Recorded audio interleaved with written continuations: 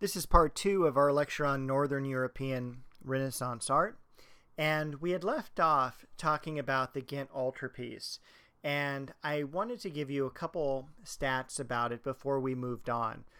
First of all, this artwork is unique for its extremely large size in Northern European art.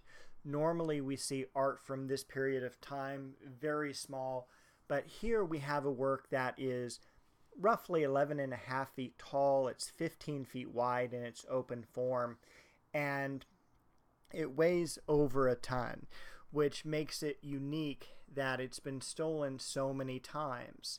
And today it is on display. It is also encased in glass, so hopefully it will not be stolen anymore. The altarpiece that is more along the lines of the correct size for Northern European art is the Merode altarpiece. It is approximately 4 feet tall as well as 8 feet wide, fully open as it is here. And again, this is a triptych altarpiece, meaning 3 panels. I had spoken earlier about the Ghent altarpiece being a triptych, but it is not. It is actually a polyptych. It has several panels, but it does swing open and close just like this one does. Now, the details of this work, moving from left to right, in the left-hand panel we have the donors for this work. In the central panel we have literally the scene of the Annunciation, where we have Michael telling Mary that she is going to bear the Christ child, and we can even see in the upper left-hand corner, just kind of between and below the 2 windows, we have a figure of Christ and a cross gliding down on a ray of light. In the right-hand panel, we have Joseph, who is creating a press board that is used for creating wine. And we can also see its symbolic use in the Eucharist. We also have a couple mouse traps in this image, and one of them being on the far ledge on the outside, where we can look at that as saying that the mouse trap is just like Christ was to trap Satan. Look at the detail in the background of that city, and again you can tell it is very much Northern European art. We've also got different vanishing points for both the ceiling and the floor. Once again, linear perspective hadn't gotten here yet, and so the artist is very concerned with the depiction of space, but he still hasn't found a way to quite control it yet. This is what the Merode altarpiece looks like in person. You can see it's much, much smaller and much more personal. This would have been for a private chapel rather than a grandiose church, compared to works like Giotto's, which is in front of us, and on the left-hand wall, that's a painting by Duccio, an artist from Siena.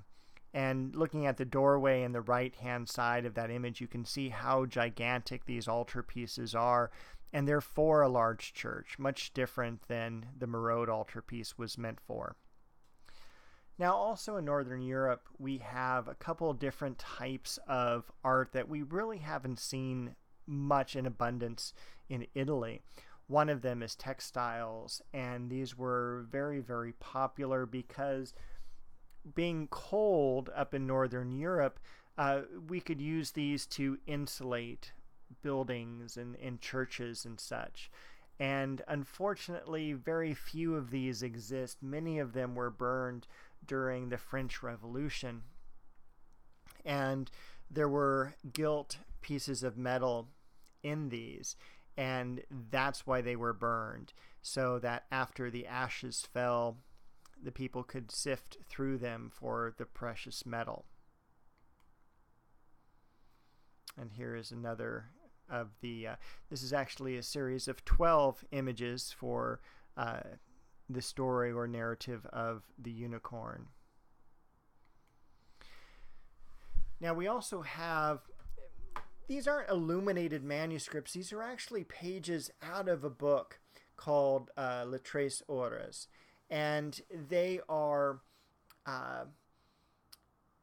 basically calendar pages by the Limburg brothers. And the Limburg brothers all die before the age of 30. In fact, they get killed in an outbreak of the plague, as well as their boss is killed the same year, most likely from the plague.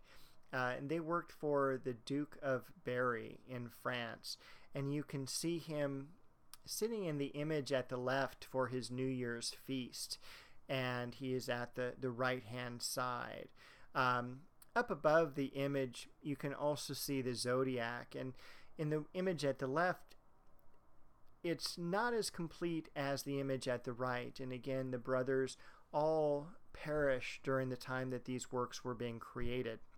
The month of February is one of the most famous of all the pages of this book, but you can also see that the idea of scale and proportion, linear perspective, is not here. We also have a very, very high horizon line, which kind of dates back to the Gothic age is when we see this. And we'll just glance through the different images. You can see the planting and the harvest and all. Very bright and vivid colors. Beautiful architecture in the background.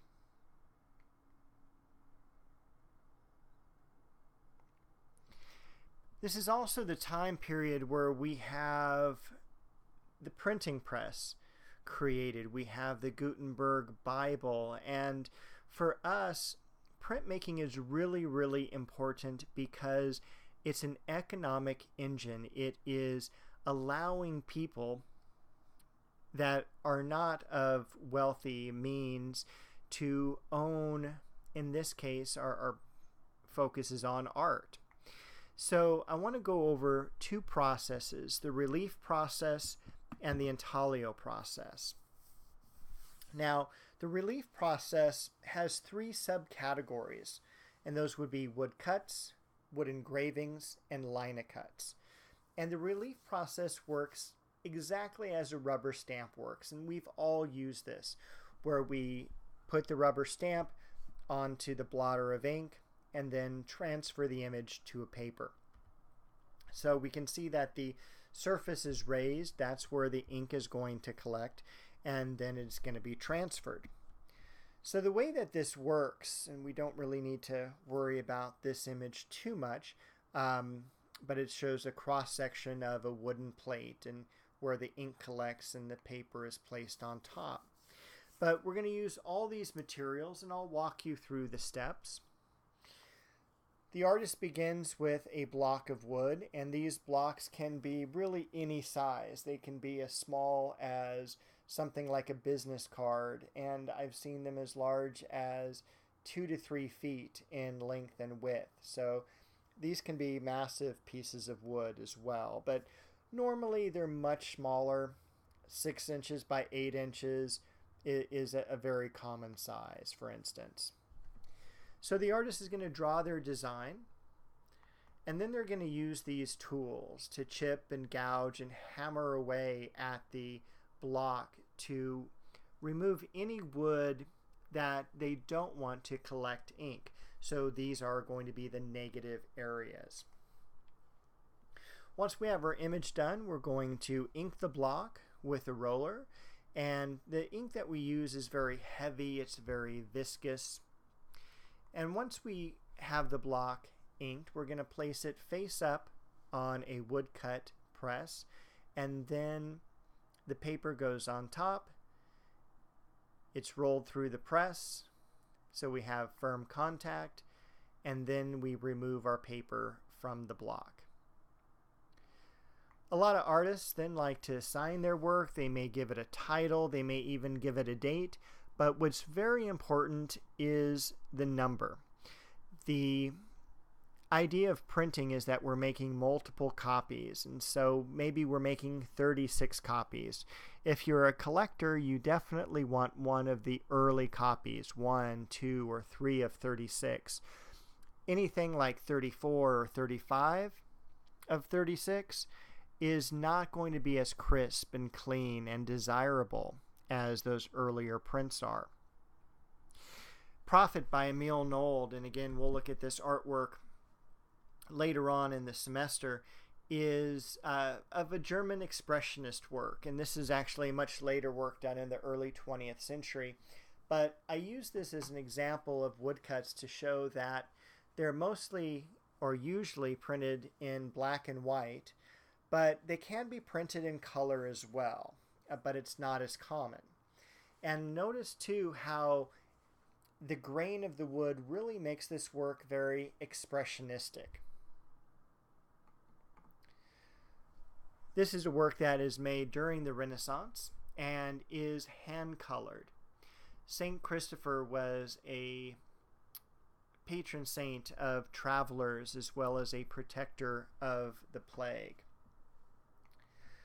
Processes such as registration and reduction allow prints, woodcuts particularly, to be done in color. Although they are very complicated processes, you can find other videos on YouTube that really go through and discuss this at more length. Now, woodcuts really make up probably about 90% of the relief process, the other 5% being wood engravings and linocuts. The difference between a wood cut and a wood engraving is the way that the wood itself is cut. Normally, you would use a plank side of wood for a wood cut. That's why you have the grain so visible. But wood engravings are done with a much different cut where we literally get the rings of the tree. So it's a special order cut from the lumber mill, and in that case it's also a much more expensive cut. But the idea is that we can create such a clear image, such as this one, Noonday Rest at Marble Canyon, literally the beginning of the Grand Canyon. And it almost has a photographic-like quality to it. It is not hampered by any of the grain of the wood because it's literally been removed. Now, linocuts are pretty cool for small projects because instead of using wood, we're going to be using a block of linoleum. So the softness is an advantage in that it's so much easier to carve. And if you were doing a school project, if we were doing one for our class, linocut is the way to go. However, because it's so soft, that's also a disadvantage because every time it goes through the press, it's going to deform and distort the image much, much quicker. So in woodcuts, we might do 60 or 70 prints and not think anything of it. Here, we're going to struggle to do 10 or 15 without the image starting to deteriorate. And this is just an example of a linocut. You really can't tell the difference from the print itself. Now, the intaglio process also has 3 subcategories: engravings, etchings, and dry points. And you can think of these as the exact opposite of relief process. Whereas the relief process was the rubber stamp we printed from the positive image, here we're actually printing from the negative image. You can see in the image at the right where this guy is using a burin, a V-shaped metal rod, and literally scooping up a sliver of metal, and the ink is going to rest in those newly created grooves, and that's what creates the design. Now we're also going to be using a metal plate. Mostly it's copper or zinc compared to wood that we use for woodcuts and wood engravings. Again, just kind of a cross-section of a metal plate, and I'll go much more into detail of this later. So we have 3 subcategories here: engravings, etchings, and dry points. And I'm going to cover engravings first and walk you through the printing process, and then we'll come back and talk about etchings and dry points. Now, engravings were used to reproduce works of art as well as to illustrate books prior to the invention of photography, which we'll cover later in this class, and that takes place in 1839. So at the right, you can see the original painting by J.M.W. Turner. At the left is a reproduction, a print that we can all more readily afford. The Demons Tormenting St. Anthony is an engraving that is done during the Renaissance age, particularly in Northern Europe. So the artist uses a burin to remove slivers of metal, and that's what creates the designs or the image on the plate. Whether it's an engraving, an etching, or a dry point, the plate is inked and printed the exact same way. The only difference is how the grooves are created. So when we have an image that is in the metal plate, we're going to coat it with ink, and you can see the gentleman at the right using a small piece of cardboard, and this is the way that I prefer to do this because we can push the ink more securely down into the grooves to make sure that there's no air pockets that had been produced. We wipe off the excess ink, and very much like a woodcut, we place the image face up on the press. We're going to cover it with a moistened sheet of paper, and this is important because the paper has to be malleable. It has to literally be pushed into those small grooves to pick up the ink.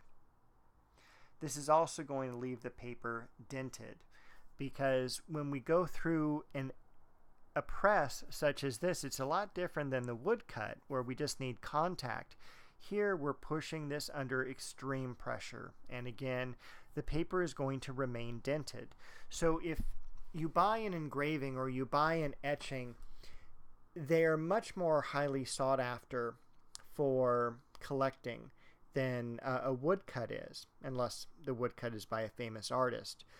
So one thing that you should do if you buy a engraving or etching per se is you need to check for that indentation, and it's very readily not only seen but also felt. You want to run your hand across that to make sure that there is an indentation in the paper from the metal plate.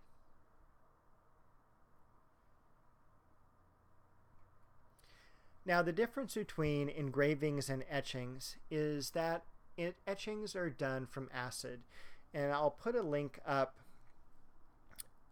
on the site for our class. If I can put it in the description for this video, I will as well, for another video that shows exactly how etchings are done. And the idea is that here an artist takes a metal plate, covers it with wax, draws through the wax, exposing the plate for the image, and then the plate goes into an acid bath, and that's what burns into the plate the grooves. So instead of us physically doing it with a burin, we are able to do it with acid. So it's a lot easier, a lot quicker, a lot smoother, and the wax that's on top of the metal plate serves to protect the plate where we don't want the acid to create any grooves. Rembrandt, one of the most famous artists to do a tremendous amount of etchings with acid, he was very much a master of this medium. And finally, we're going to look at dry points. Now, dry points are rare because, like linocuts, they have a short print run. The idea here is that instead of pushing the burin and removing a sliver of metal, the burin is pulled back toward the artist, and that metal is not removed but rather pushed up on a couple small berms on either side of the line. Every time that this piece of metal goes through the press, those extra pieces of or ridges of metal are pushed back into the plate, and that distorts the image. So again, if we're looking for a short print run, dry points are very fine to use.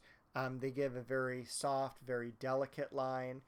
But a lot of times, artists who do this are doing this because this is one of the printmaking processes. They want to try it out. They want to experiment.